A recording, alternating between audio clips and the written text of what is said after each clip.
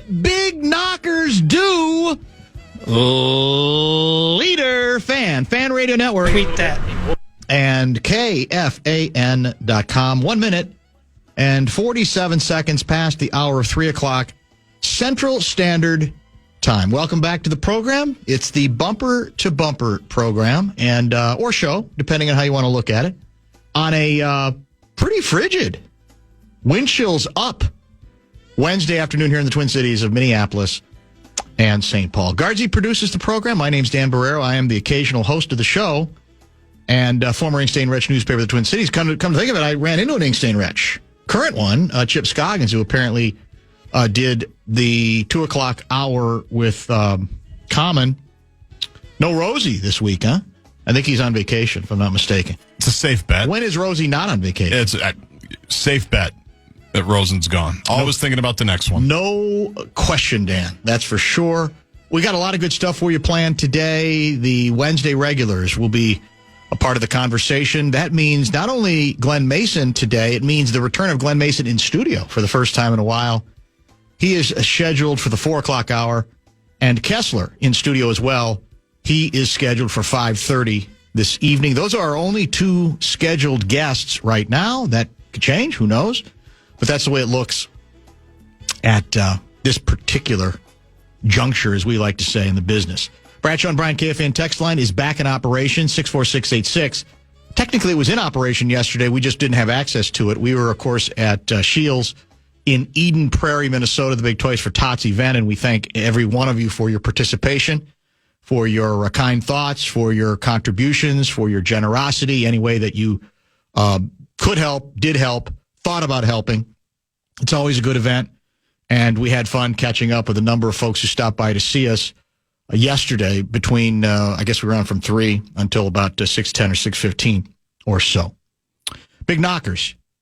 What are big knockers? Well, it's a dangerous subject that might be a kind of a difficult road for me to go down from an audio bite standpoint.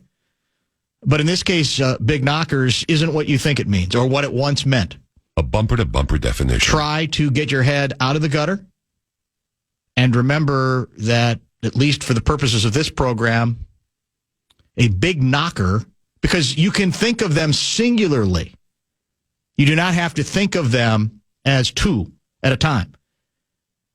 A big knocker in the sports parlance for this show is a player who makes the difference. A player who is often paid handsomely and understands that given that salary, given that responsibility, he has to contribute mightily to the success of his team. He is asked to do maybe more than is even fair. But if you are a successful big knocker, you don't fret about that. You don't complain about that. There are, of course, in sports, there is a need for complementary players. They have their role. They have their importance. No good team can succeed without good complementary players, correct? But in the end, what is known is that your average complementary player can't be a big knocker. Maybe once a year, perhaps a couple of games a season, you can try to approximate big knockerdom. But ordinarily, you're going to stay in your lane because you understand that certain players are blessed with an abundant amount of talent that makes them capable of accepting the responsibility of being the big knocker. We've got some big knockers in this town historically. We certainly have, like any town. And it looks more and more as if we have the chance to watch a hockey big knocker who might well be, well, we already know is the best player in Minnesota Wild history. Is there any doubt about that at this point already? None. Kirill Kaprisov is the best player in Minnesota Wild history, correct? I agree. If nothing else happens. Now we're all looking for a payoff, right? And ultimately, part of how you cement your big knocker status is you help it's Kirby Puckett. climb on my back, not just to win games, but to win championship games, to win the ultimate prize. In baseball, of course, the World Series. In hockey, they tell me it's the cup, because it's the cup. Hashtag. The Stanley Cup, correct? Yes. And we saw, again, a consummation of the big knocker in Kirill Kaprisov last night, correct? He gets the game-winning goal in OT. It's funny, the timing, because Luigi was waxing rhapsodic as recently as last night's show. Now, he wasn't at Shields, but he was on the phone. And what did he marvel about? What stood out about what he had to say about Kaprizov, who's obviously been praised early and often? More than anything else, I think it was his stamina. The fact that he can play, we know he can play well, but he can play well without ever seemingly getting tired. He played apparently 3:03 of the, how long did the OT go? Aren't they 5? Yeah, I think he won of the 4:36, because we scored late. He played 3 minutes of it. And he ultimately gets the game-winning goal.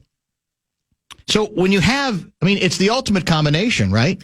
Talent and ability to score, right? Everybody wants to score, but not everybody has the talent to do anything about it. He has that talent. He has that innate sense. He has that shot. He has that cleverness. He has that sense of timing. And also, he has continued to develop, I think, his playmaking skills as well. He's involved in, they tell me, a league-high 10 game-winning goals already this season. That includes 4 goals on his own and 6 assists. Nobody in the National Hockey League is doing better in that regard so far. He's tied for the scoring lead with 39 points. And the late goal he got in OT, that was his 16th goal of the season. The Wild are now 17-4-4. They won their 4th in a row. They swept the 3-game homestand, and they are 6-1-1 in the past 8. What is not to like about the current edition of this club? But let's be clear about something. Kaprizov alone, like any big knocker, can't win by himself. You have to have other people. You have to have depth. You obviously have to have complementary players. But when he went down, what was it, last week? Whenever it was, and there was a little early concern that he might miss significant time. As it turns out, did he miss 1 game? I think he might have missed 1. Regardless, there were the requisite quotes you got from the locker room, which was, we got a lot of good players on this team. And I would expect nothing else. That's what players are supposed to say. Keep your head up the whole bit. You can't curl up in the fetal position just because your best player might be out. But please understand, there ain't no replacing Kaprizov, right? We're seeing it cemented more and more with every outing. Is this the season he takes that step to that place where people are debating whether is he the best player in the league, right? Or the best 2 or 3? I think we're there, especially if the team continues to perform anything like it's performing to this point. It's going to be hard to keep this pace up, by the way. And again, if he continues to emerge individually to the degree that he has, he's going to be right there in that discussion. Big knockers got to knock. That's what we've said. You have to have your best players. If you're going to have a chance to be a factor in the playoffs, regardless of the sport, you obviously want to see that built over the course of a season, confidence to grow over the course of that season. Perhaps also because of that confidence, you put yourself in a better playoff position in terms of home ice advantage, home field advantage, all of those things. All of those things. That's what we've got in front of us right now. It's a pretty good watch when it comes to the Minnesota Wild. Now, again, like with every team, going back to the Wolves, last year was the Wolves' emergence season. And what did we say as much fun as it was? We said, this is great. This is different. It smells different. It looks different. It feels different. But ultimately, we got to find out what the payoff's going to be. And the payoff was good enough last year. They got to the conference finals. Disappointing end there, but nevertheless, they got there. So the same will apply for the Wild. There has to be some kind of consummation in the postseason that makes this seem even more legitimate and more real. But this guy, and, part of what I think is a shame, and this isn't unprecedented. When an individual, an athlete, a pro athlete comes from another part of the world and perhaps does not have, the greatest mastery of the language, the English language, they end up, I think, not getting quite the level of day-to-day attention that they would if they were a quipster, if they were, here's the go-to guy that you go to in the locker room, that sort of thing. And I think that's happened to Kaprizov as well. And look, he's doing fine with the language. That's not my point, but he's not necessarily the quipster, right? That Russo and company are always going to go to for the extra quote, filling up the notebook. Here, what went right, what went wrong? Let's go right back with Kaprizov. He's not going to give you those kinds of quotes. Showing up in the commercials. That's it. All that kind of stuff. Does he have any does Kirill Kaprizov have any endorsements even locally? I'm sure he does. Nationally. I'm sure he does somewhere, somehow. Okay. I'm sure we've missed them. I'm sure I'm just not thinking about them. Yeah, that's probably true. But it is amazing. My 8-year-old who's into hockey, every time we watch the Wild, he always asks me, why do they always tell you when Kaprizov is on the ice? They always highlight it, and they'll say 97 on the TV. It's because you're going to want to watch him. That's why. And it might be the most redundant graphic in television, because even if you watch for 2 seconds, odds are you're going to find him. Yes. You don't need the roadmap to figure out where he is and what he's going to do. He's just that electric. He, along with the team's success, makes this feel like the state of hockey.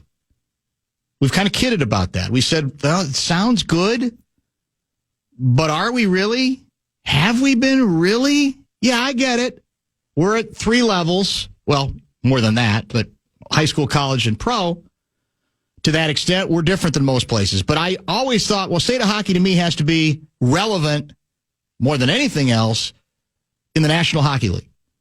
And right now we feel relevant. We look relevant in a way that we have not for quite some time. And that's as much as you could ask at this point, right? I mean, they can't win the cup in December. They cannot. But what they can do is build the way, again, go back and look at the Wolves' gaudy record early last year. It's eerily similar. They built a hugely gaudy record early in the season after a couple of hiccups, literally the first week, where I think that's when we started going, oh, this is interesting, right? There's something going on here. And, of course, obviously Anthony Edwards was the big knocker, and then you had semi-big knocker in Karl Anthony Towns as well. And the rest is history. When I say history, no title, but a run that made what? Basically, we found out there's at least an extra month of season and postseason where you can continue watching and talking about and debating your favorite winter sports team if they can win enough playoff games and advance through enough playoff series. That's what the Wolves did last year. That's the Wild's mission. They've put themselves early in position, I think, to be viewed similarly like, oh, where might this go? This looks pretty good. And that guy looks absurd. That level of talent and that level, one could say, of,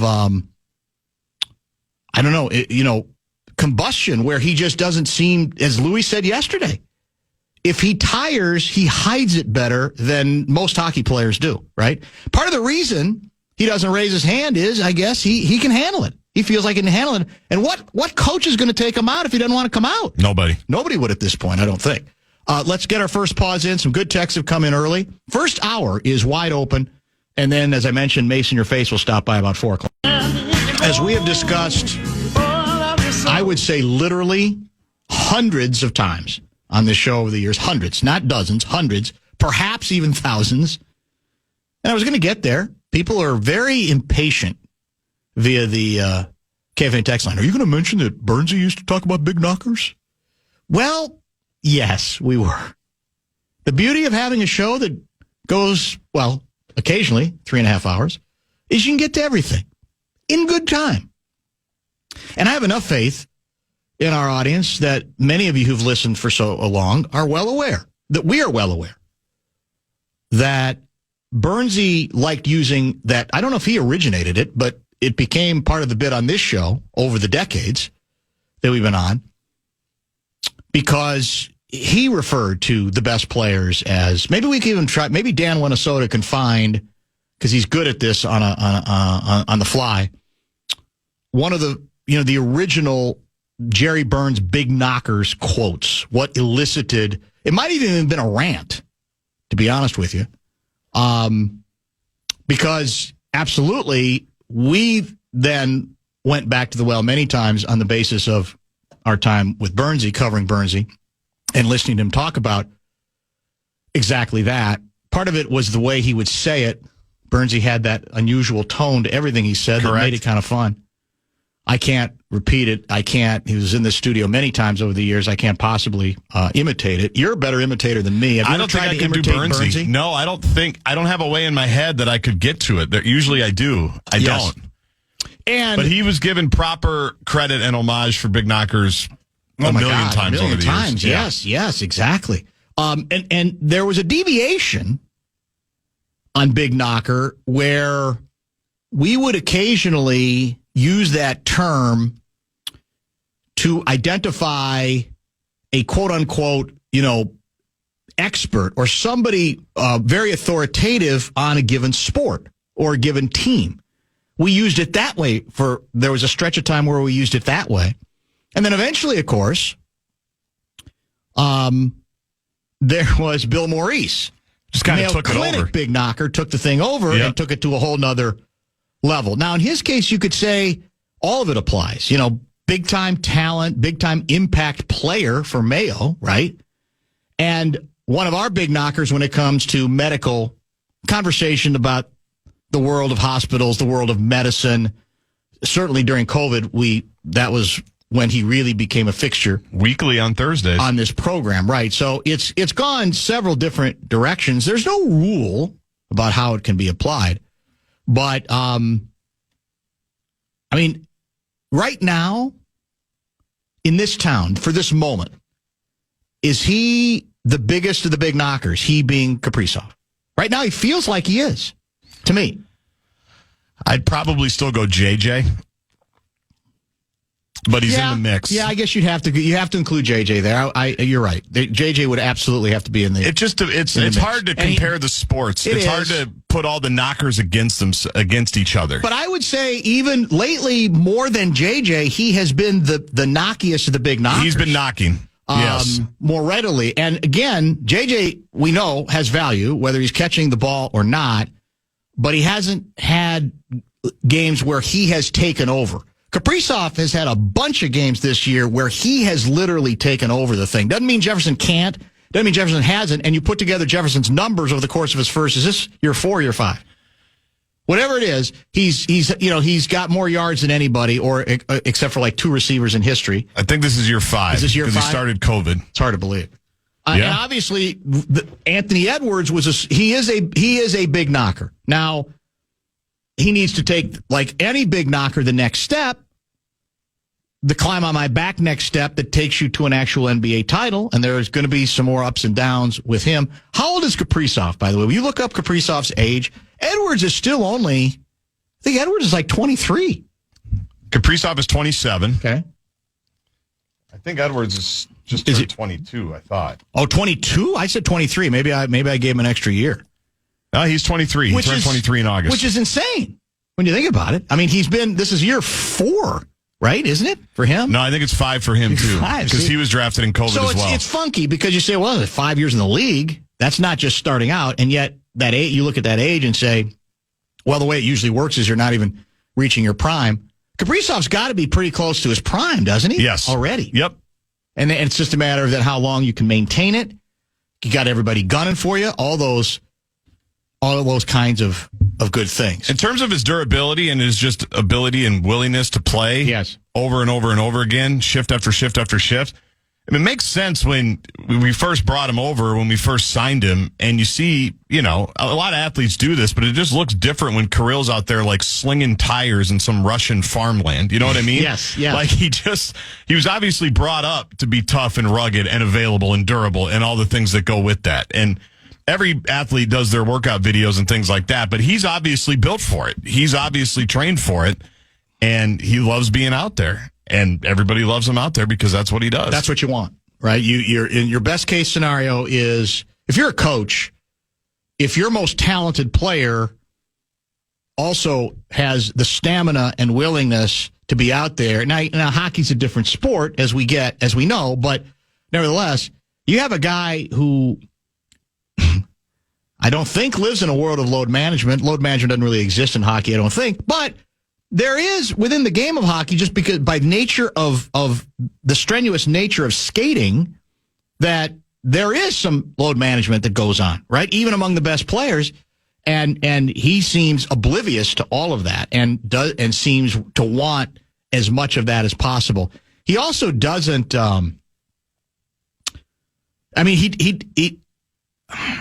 sure we'll talk to Russo about this maybe later this week, but I'm sure he gets pissed about stuff. I'm sure he gets cranky, but he does not seem to be affected by all that much. There's not. Now, again, is that language? Is that because we're used to hearing stuff in English and that's not, his first language? I'm not exactly sure, but it's all good. And I'm not saying like there's a commemorative print that the Wild should be given after last night, but it just felt like there's occasionally, even in a regular season, there's individual games that it just sort of feels like, well, this might mean more. Not in terms of who you beat, how you beat them, but as a reinforcement when you start putting together all of Kaprizov's numbers through this early part of the season. Correct? They're insane. They're absurd. And I just love the playmaking. That's what I love watching about him is whenever he's got the puck, something's probably going to happen. He's going to do something. Everybody's got to be ready. And you can tell they've gotten the memo, too, now. Now, Zuccarello probably always had it, but people have the memo that just because Kirill's way over there skating around, don't think that it might not come your way. You got to be ready for it. And that's what's been cool is all these different highlight passes and no looks and spinning around the other way and back doors, this whole bit. It's just been a variety of everything. And the goal last night, he's had a lot of those over his career. Those kind of one-timers on the move even, which have to be impossible to do. I mean, that's like one you see in the movies when it like rips the net at the buzzer and then they cut to the crowd and everybody goes crazy because they just won. That was emphatic. I don't know what another word would be for it, but emphatic would be the word for it. A couple good texts have come in on the question of big knockerdom and who to put on what particular level at this point that I think is worthy of discussion. I've got a done as item from the A section to get into between 3:30 and 4. Glenn Mason will join us in studio at 4:02. Kessler will be with us at 5:30. So a very eclectic program, as is often the case on 3 years, $117.5 million left on that Kirk Cousins contract. Excuse me? Although technically, I think only $27.5 million are fully guaranteed for 2025. So it's still maybe a little bit deceptive. Yeah. But front-loaded, maybe? You could say that. He's coming to town. Yes, he is. And he's starting. According to Raheem Morris, there's no quarterback controversy? What are you talking about? Right. We'll see how that holds up. Somebody tried to bait KOC today.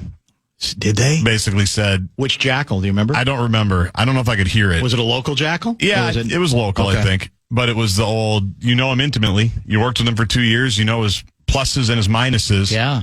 Does that help you, maybe prepare. Knowing what he doesn't like? And KOC basically said how much he loved Kirk and how well they worked together and the preparation that he put in every week to put together our game plan on my quarterback journey and blah, vanilla. blah, blah, blah, blah. A lot of vanilla. Well, KOC's no dummy. Yeah. Well, KOC, though, he doesn't have to go Zimmer on the bid. He could still give a little bit of insight, couldn't he? Big balls. I mean, is that seriously at this point too much to ask? Yeah, I think it is. In the case of KOC, he's never going to go down that particular road. Can you guys remind me when the Vikings last went to the NFC Championship game or the Wild went to the Western Conference Finals? Last I checked, Edwards went to the Western Conference Finals last season. A level neither Kaprizov or Jets has been to. Furthermore, writes Tina, how about Kaprizov and JJ get out of the damn first round? Ant got to the WCF. You are just living in the moment, Dan. You are a fool. Well, nothing wrong with living in the moment. I'm sure Glenn Mason, our 402 guest, will agree with that sentiment for sure. He's felt that way many, many times over the years. I think I was fairly precise with my words, which was if you're talking about at this moment in the regular season, there's not anybody who's looking at Anthony Edwards as the guy or one of literally the guys. They're just not. Now, that doesn't mean he hasn't been or can't be. Certainly, as we said, in terms of what he has attained, he was the best player on the team that went to the conference finals last year. JJ has not gotten near that far. And although, again, it's tricky with football because somebody's got to get him the ball. So I don't think that's necessarily fair to a wide receiver, the way it might be if you're talking about quarterbacks. And in the case of Kaprizov, obviously, no, we said this, 5 times the first segment, that there has to be a payoff. But at this moment, in the respective leagues, people are talking about it's what I said earlier. It's almost like the Wild are a year behind the Wolves. People knew who Kaprizov was before this season. But what has changed? Well, his numbers are the best they've ever been individually, and the team's performance is the best that it has been. That's the golden combination that takes you, especially among more casual national fans or international fans, because it's hockey, to another level, right? That's what's changed. And that's what changed with Edwards last year was, whoa, look at what they're doing, and he's the guy leading them. And at the same point right now, that's what's happening. Kaprizov is being sort of rediscovered on a whole nother level. But regular season right now, I think Kaprizov is the guy.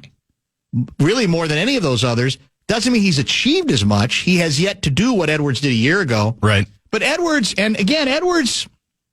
he's up, he's down, he's kind of all around the place, you know? Yeah, well, and remember, the Edwards stuff didn't get crazy until the Phoenix series. That's true. It really didn't. When he started doing the stuff with Durant, when Durant started talking about him, when he was leading the team, then the first couple of games in Denver, obviously. Correct. The whole team went to a different level where the conversations that were being had about the Wolves went to a completely different level. Because even during the regular season, when they were the number 1 seed pretty much the whole way until the last week or so, it was, okay, cute little club, nice little story. I still don't think the too big thing's going to work. Is Carl really going to do this? Is Rudy really going to do that? They had no playoff equity, just like the Wild. That's why they're like 12th, I think, in odds to win the Cup for the same reason, even though they have the best record in the league. And the last 2 times they played Phoenix before the postseason, they got run out of the gym. Everybody was picking the Wolves to be the trendy 3-6 upset. That's true. In the first round. People weren't thinking, and what'd they do? They ran Phoenix out of the gym, and Edwards was a big part of that, and how he played, and the stretches in those games that he had, certainly the ones here, where there's still memes and GIFs from that series with stuff he did against Phoenix. And that took him to a completely different level, and then he carried it over to the Olympics for a while. The Team USA stuff, that went to a different level. So Kaprizov is getting to that point, and he's got a little bit of an unfair advantage, too, because he came here when he was 25 and not as a first overall pick, and we kind of got him, he kind of just rolled in here. And they haven't been a great team. The Wolves kind of had been in the playoffs a little bit. Yeah, you're right. And so now, but he is being discovered in terms of age a little bit later than Anthony was on the national scene, but nonetheless, he's starting to be discovered. This is the end, my only friend. This comes from, I've seen this story written several places, but I'm going to quote the story that was in the Minnesota Reformer. Did you see the details on this? Are you aware of this story? It's from a couple of days ago. A Stanford misinformation expert has admitted he used artificial intelligence to draft a court document that contained multiple fake citations about AI. And there is a local angle, so stay tuned. Stanford's Jeff Hancock submitted the document as an expert declaration in a case involving a new Minnesota law that makes it illegal to use AI to mislead voters prior to an election. Are you nuts? Lawyers from something called the Hamilton Lincoln Law Institute and the Upper Midwest Law Center, which are challenging the law on First Amendment grounds, noticed the fake citations several weeks ago and petitioned the judge to throw out the declaration. Hancock billed, this is a nice little kicker, billed the state of Minnesota $600 an hour for his services. Man, we are so stupid. It's unbelievable. Over and over again. Yeah. We get taken. How have we not figured out how to steal from our government? The Attorney General's office said in a new filing that Professor Hancock believes that the AI hallucinated citations likely occurred when he was using ChatGPT 4.0 to assist with the drafting of the declaration, that he did not intend to mislead the court or counsel by including the AI hallucinated citations in his declaration, end quote. The AG's office also writes that it was not aware of the fake citations. We never are here. We're never. How many times have we not been aware? Oh, they took $200 million from us. We're sorry. Feeding our future. We didn't know. The A in Minnesota does not stand for awareness. It's unbelievable.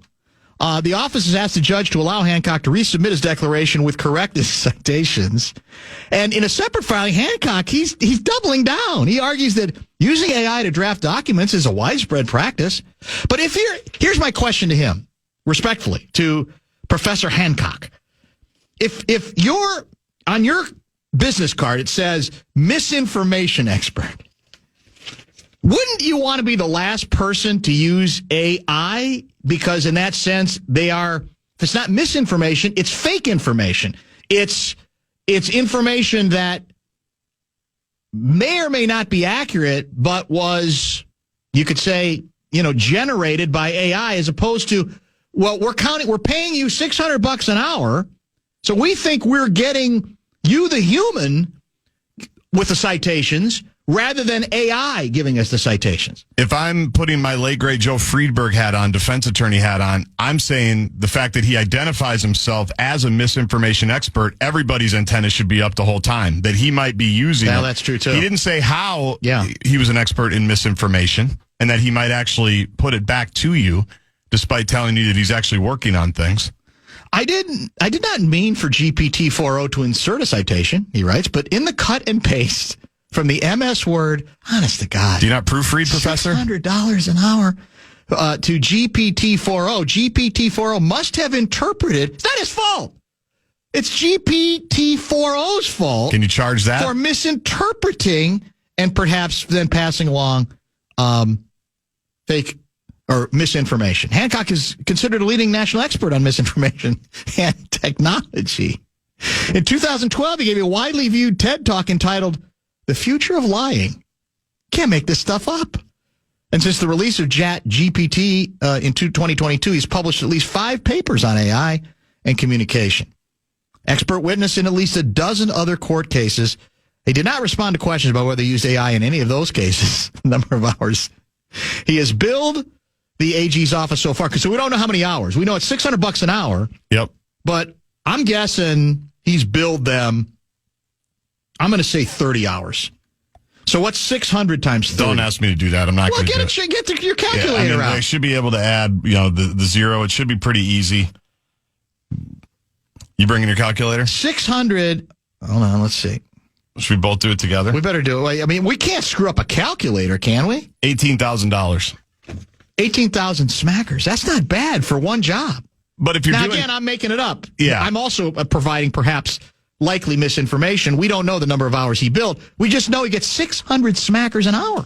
Good gig if you can get it. And I want to actually I want to know the billable hours, because part of the reason you use AI is to save time and make it more efficient, right? So yes, it better not be any more than 30. Yes. It better not be any more. Actually, I'd say I want to know how long the paper is. I have a lot of questions. I think we all do. Well, yes, we do. Because if we're using ChatGPT, it's because we've got good oversight. Yeah. We'll get to it. We'll take care of it. No, I'm sure it's in the queue. We can count on our people holding the individuals responsible ahead of time and accountable. I'm right? definitely sure it's in the queue.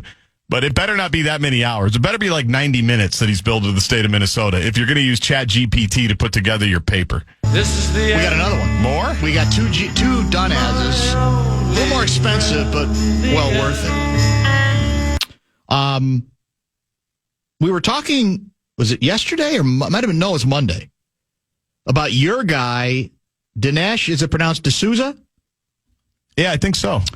And interesting developments for him. Speaking of misinformation, literally. Remember he came out with a movie, I think it came out in, it premiered at Mar-a-Lago in 2022. And it was called 2,000 Mules. And it was, I mean, the central tenet of it was 2020 election got stolen.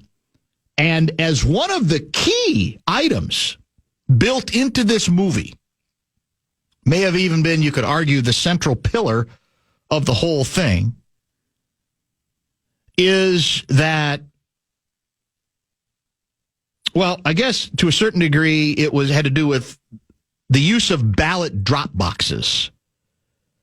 And he used that information, allegedly, what he called information, as proof that it was the greatest and most egregious example of how the election got stolen. So-called mules stuffing voter drop boxes with ballots.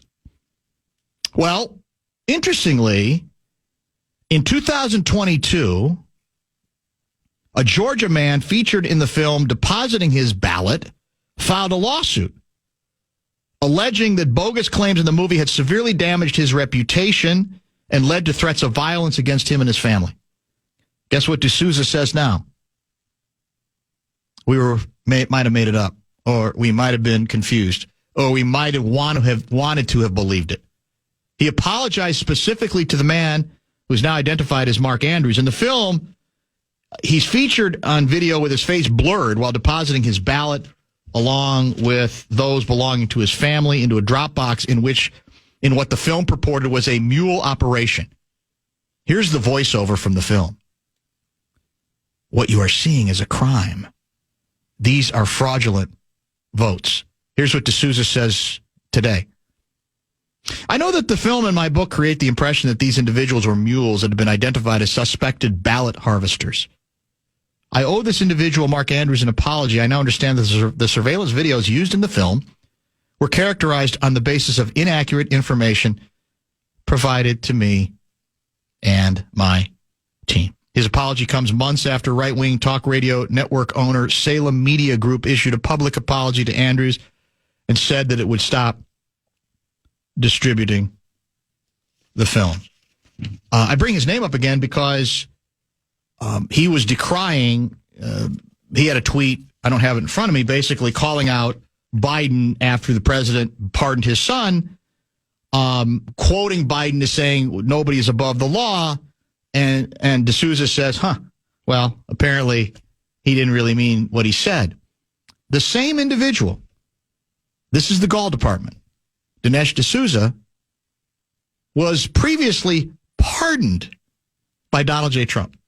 So think about the gall that takes to express outrage. How could you possibly pardon anybody the way that President Biden did his son when the man himself expressing this outrage has already been pardoned by a previous president? And, I mean, I'd have given him a little more credit if he had said, and by the way, fairness and savagery. Yep. Just want to disclose, remind for the record, I haven't forgotten that I was pardoned. That was different. But that was different. Yeah. Just like this movie, what did I call it? What's it called? 2,000 Mules was different as well. Now, D'Souza says it's so gutless because, in effect, he's saying, well, I'm not doing this because there's legality issues involving this guy, even though there's a lawsuit. He's saying, I'm just doing it to do the right thing. This doesn't mean I don't think the election was stolen, because I think I do. But there's no reason to believe anything else that was in this movie any more than this. It's just that apparently this one, somebody fought back in a way that got his attention to the point where even he felt compelled to say, yeah, all that ominous mule stuff that you heard about forever when that movie came out this is a great example. They got mules out there. They're just stuffing at will voter drop boxes. with ballots, and it turns out that even he says, might have had some bad information there. Those are my two done as. Those aren't bad. I mean, unrelated. Yeah. But, you know. It's been a busy day in that department. It has. There's no question about that. Bradshaw and Brian KFAN text line is open, 646-86. Let me get to a couple more texts before we prepare for Mace being back in my face. Oh, by the way, and we'll get into this with Kessler, because we have a couple times. There's some states where they're still not done voting or tabulating votes. It takes a minute. But it shouldn't. Here's the thing that is so ironic. You're hearing from a lot of Democrats, oh, look at the numbers. It's a lot tighter in the popular vote than it appeared the night of the election. That's true. So it looks less and less like a quote-unquote mandate, whatever that term is. It doesn't really even matter. He won. But right. That becomes part of the game. Well, I can do whatever I want. He should be able to do whatever he wants if he's got a mandate. But I have no sympathy for the Democrats here because it's largely blue states that are still tabulating ballots. If they'd have been quicker, then maybe that original rush of, oh, my God, this does look close to being like a mandate would never have become the narrative accepted for the length of time it did. But they're the states that are taking forever and ever and ever to tabulate their votes. I mean, what's the date? It is December 4th. December 4th. We're basically a month clear from the election. Come on, man. You'd have to think that even the people that are working on it are saying, isn't there a better way? Gotta be. Like, don't they talk about this every 4 years and go, we've got to figure out a way, just mentioned efficiency, to make it a little bit more efficient to get these things done? Florida used to be a mess, if you recall. I go back to hanging Chad periods, and whatever they did seems to be working. They're done in like 90 minutes. 18 minutes. Yeah. And I don't think there's been any discussion of, well, it's all fraudulent down there. Yeah, in fact, it's in the notes here, Kessler's notes. The current lead, Trump leads Harris by 1.55%. That's the thinnest since Bush-Gore 2000, one of the narrowest in decades. Now, it's immaterial to an extent. He got every. There were no swing states. No, he got every single battleground state. He was 7 for 7. Mm-hmm. So he won it. There's no question about that. But it is a lot thinner. But that's the danger, because we are such a perception world, narrative world, that I don't think we're ever going to catch up with that reality. You're going to see these headlines, but I don't think people are going to pay as much attention to it because it's a month later. And I say, why? I'm not going to worry about that. Nobody cares. Nobody cares at this point. No, we've moved on. We absolutely have moved on. Where are we here? A lot of interesting texts have come in, as you might expect, from both Sharks fans and Jets fans, for sure. Kaprisov is now odds-on favorite for league MVP. That's what lawyer Tom says. Is that true? I haven't looked. It wouldn't surprise me because he's played so well and people are noticing. Better to live in the moment than live in the past. Timberwolves need to prove that last year wasn't a fluke. And yeah, but by the same token, let's say the Wild make a similar run. The next year, they'll be in the same position. It'll be, okay, back is it that up. real? You got to back the thing up. And that's harder. I've said all along, I think that's always the harder part. I mean, I'm sure Mace can speak to this, that if you have some success, the harder thing to do is to sustain it. The harder thing to do when teams are gunning for you a little bit more and they're taking it a little bit more seriously is be able to hang on to it. And that's what separates the very best from the average, right? Pretty much. It all kind of, I think, works together. You were asking who the jackal was who tried to get KOC going? You were asking. I didn't know. I mean, I was asking. You were not able to answer. Apparently, Joe Schmidt, according to one texter, asked the... there you go, Joe. Trying to get him going. Somebody needs to. I appreciate that. At least you have to. If you don't try, you'll never know. You'll toss and turn. Now, again, realistically, what are you going to get out of KOC? You ain't going to get bulletin board material, right? You're not going to get anything close. But better to at least give it a shot. Sometimes, even with KOC, I would submit if you read between the lines, you can find some stuff. It's not as overt as Zim. Never is as overt as Zim, but there might be some stuff there from time to time. Don't forget Kessler. He'll join at 5:30 this afternoon. We've got a lot of stories to cover, including one tragic story out of New York with a Minnesota connection, obviously.